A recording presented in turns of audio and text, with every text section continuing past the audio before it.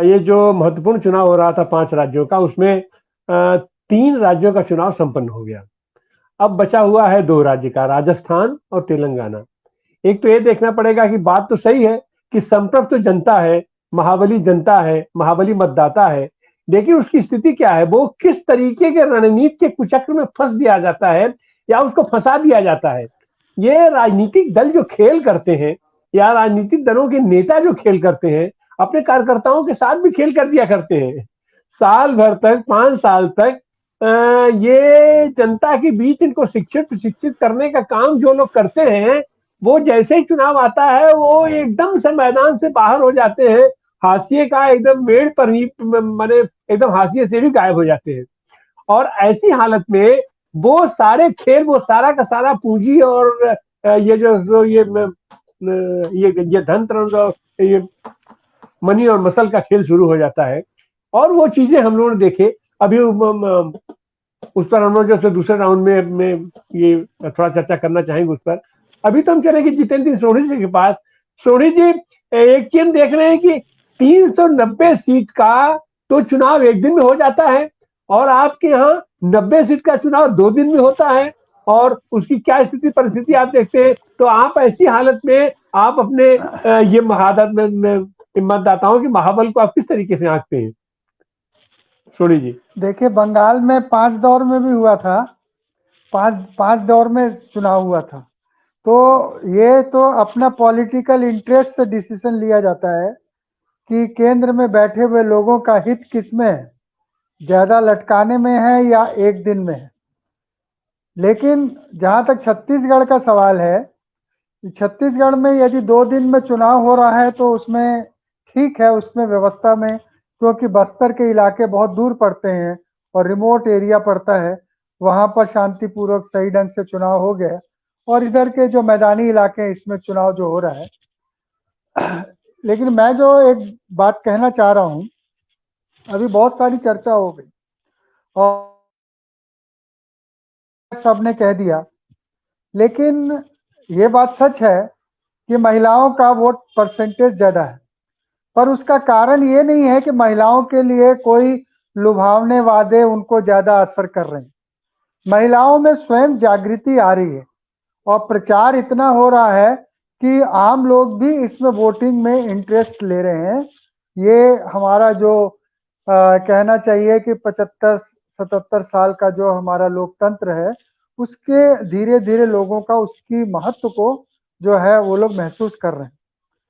दूसरी बात जो आपने कहा कि मतदाता महाबली है, आप ये देखिए छत्तीसगढ़ में जो चुनाव होता है, हमारे यहाँ के अधिकांश मतदाता जो है वो अनपढ़ हैं और आदिवासी बेल्ट में उन लोग की राजनीतिक चेतना वगैरह भी बहुत कम है।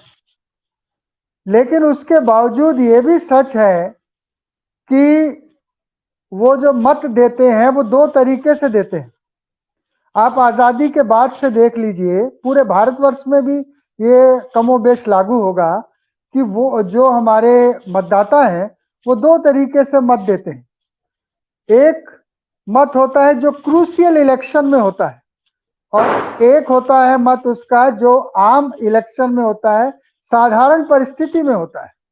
मतदाता ये दोनों परिस्थितियां भांप लेता है। जब साधारण परिस्थितियां होती हैं तब साड़ी, कंबल और शराब, मुर्गा सब चलते हैं और वो उसके अनुसार वोट दे देता है। लेकिन जब क्रूशियल इलेक्शन होता है तब आप देखिएगा वोट परसेंटेज भी बहुत बढ़ता है और उसका डिसीजन जो होता है वो इन सब चीजों के बाहर होता है। आप इमरजेंसी में देख लीजिए, इमरजेंसी में हमारे यहाँ रीवा के महाराज हार गए, वो भी एक साधारण से trade union leader Jamuna Prasad Shastri ji से। आपके रायबरेली में श्रीमती इंदिरा गांधी हार गई। ये वही मतदाता है ना जो कंबल और साड़ी लेता है। और आज एक बात हम कहें कि ये जो 5 राज्यों के चुनाव हैं, ये मतदाता समझ रहा है कि ये सेमीफाइनल है 24 का, ये अच्छी तरह समझ रहा है और हमने इसको छत्तीसगढ़ में महसूस किया है। वो इन सब बातों को एक कान से सुनता है, दूसरे से निकाल देता है कि आप 3200 देंगे कि 3400 देंगे। उसका लक्ष्य एकदम अर्जुन के जो लक्ष्य था उसकी आंख पर है कि ये 2024 का रिहर्सल है। और आप देखिएगा, मेरा जो अनुभव कह रहा है कि जो रिजल्ट निकलेंगे, आप जिस तरीके से मध्य प्रदेश में हिंसा हो रही है, मध्य प्रदेश में तोमर जी के क्षेत्र में जिस तरीके से हिंसा हुई है, छतरपुर में हुई है, ये हिंसा क्या बता रही है कि तमाम घोषणाओं के बावजूद सत्ता पक्ष ये महसूस कर रहा है कि बाजी हमारे हाथ में नहीं आ रही।